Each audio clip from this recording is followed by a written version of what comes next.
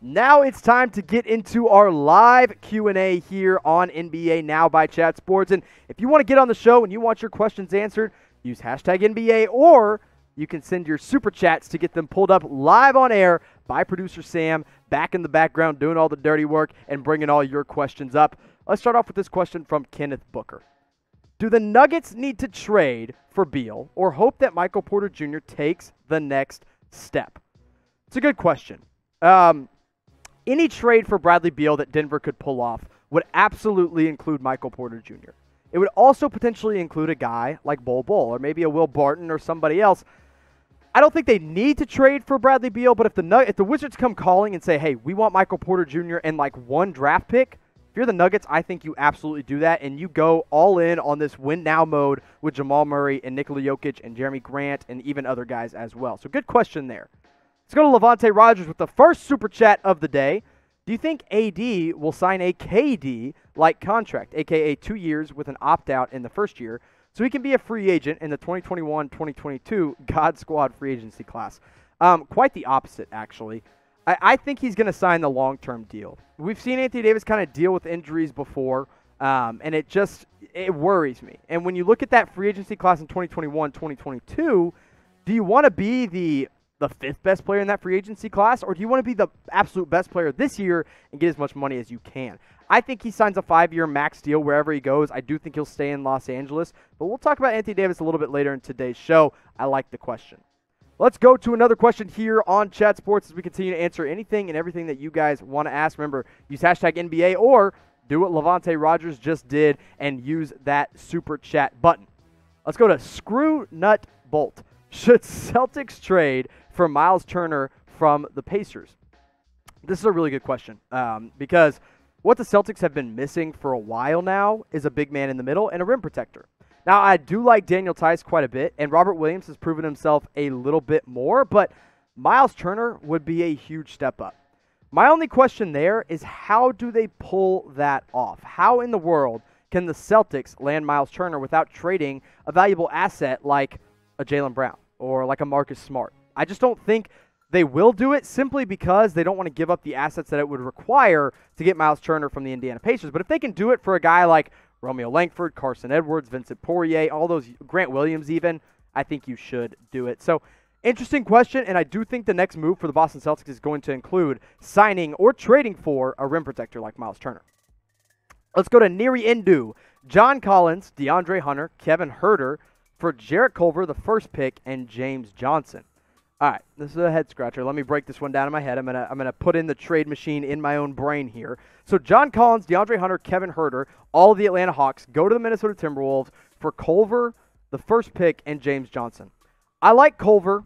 I like the idea of adding Anthony Edwards, but I think I'd rather have the guaranteed 20 points per game from John Collins, the defense from DeAndre Hunter, and the shooting ability from Kevin Huerter.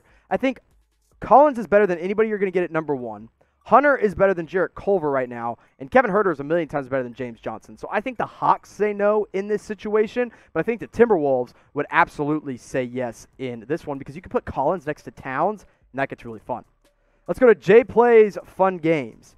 If the Heat win the title, do you think Giannis Antetokounmpo will go there? So Giannis, of course, being a free agent next summer, or potentially getting traded here pretty soon, could be interesting, and I have heard the Heat that have been linked to him the most, and I like the idea of Giannis going to the Heat. It makes sense when you look at guys like Jimmy Butler, but I don't think he's going to go there. I don't think Giannis is actually going to leave. I love the idea of Giannis being like a Dirk Nowitzki, being like a Tim Duncan, being like a Kobe Bryant, and staying where he is and retiring there in Milwaukee, even if it takes him 15 years to win a championship. The guy's 25.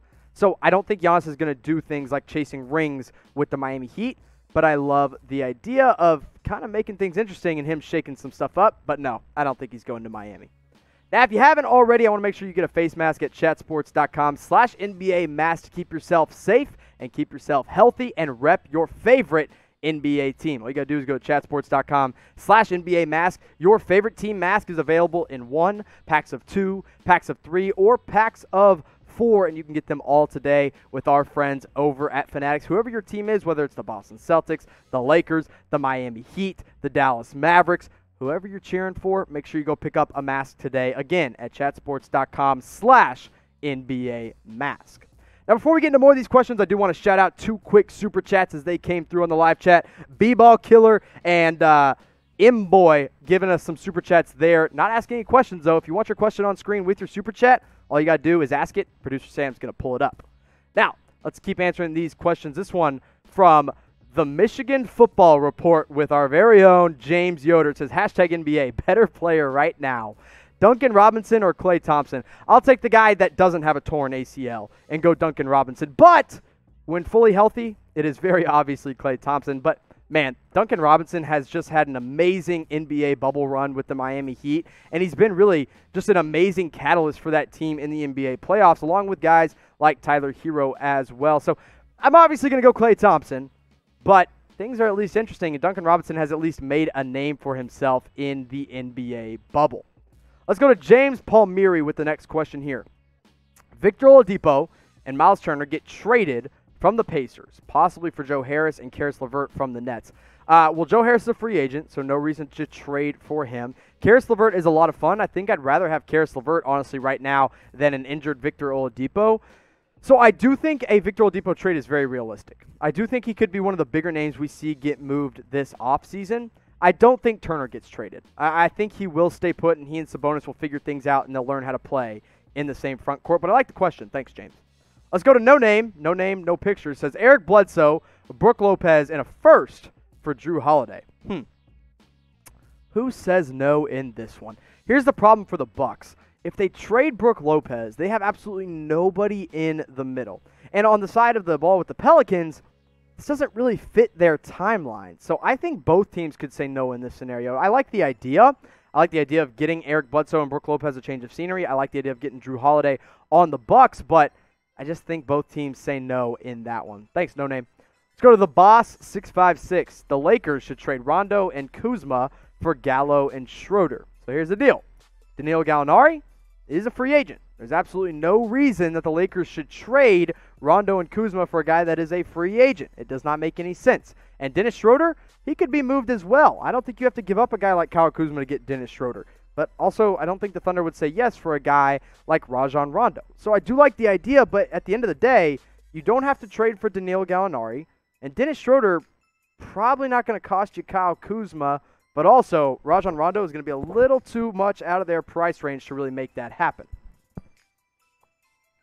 Let's go to Jose House. Says, trade Paul George or let him be for another season? This is an interesting question, and we've seen it now. They really are talking about it. Now, the Clippers aren't necessarily talking about it, but people around NBA circles are. No, you don't give up on Paul George after one season. I get where you're coming from. I get he had a terrible playoff run. I get that he's been bad in the playoffs now 2 years in a row. But you signed Paul George for a reason. You signed him because Kawhi Leonard wanted him. And when your best player wants another player on your team, you keep him on your team. So, no, the Clippers are not trading Paul George. But we'll probably talk about some Paul George trades pretty soon here on this channel. Now, I want to ask you guys this question. So, before we know anything, I want you guys to make your prediction. Who's going to win the 2020 NBA Finals? We're in the bubble now. We are approaching that NBA Finals day, and it's coming up very, very soon. So, at the end of the day, who's going to lift that Larry O'Brien trophy above their head? Which team? You guys make your predictions and let it be known in the comment section. And if you're watching with us in the live chat, go ahead and shout that out as well.